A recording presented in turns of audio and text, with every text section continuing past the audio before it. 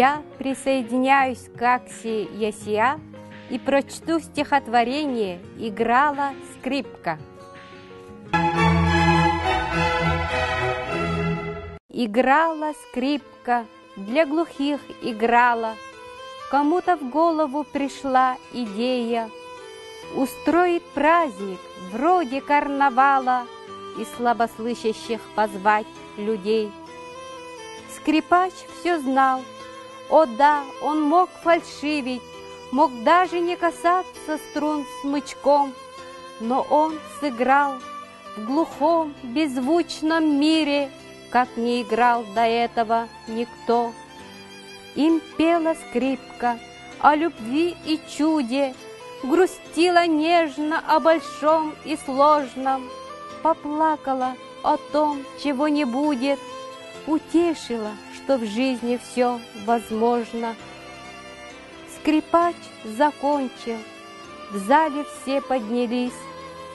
Он оглушительной овации не знал. Глухие люди скрипкой наслаждались, с его лица читая то, что он играл.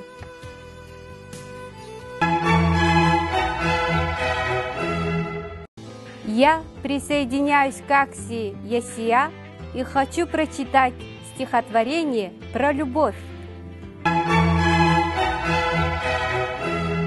Прикосновение губ и рук, тепло души и слов твоих, волнение сердца его стук и нежность ночи на двоих. Твое усталое люблю, мое чуть слышное ты, Бог, за всю судьбу благодарю, за счастье миг и грусти год. Обратно дверь закрыта уж, и не воротится тот день, когда, забыв про холод стуж, сердца пылали. А теперь ты все решил за нас тогда, решил, что порознь нам лучше, решил, как будто навсегда закрыт весь мир одной злой тучей.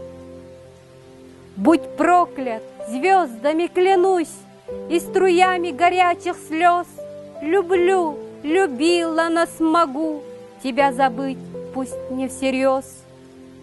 Разорвана душа на части, зашита грубыми стежками, и не твоей я больше власти. Плачь, стали мы теперь врагами.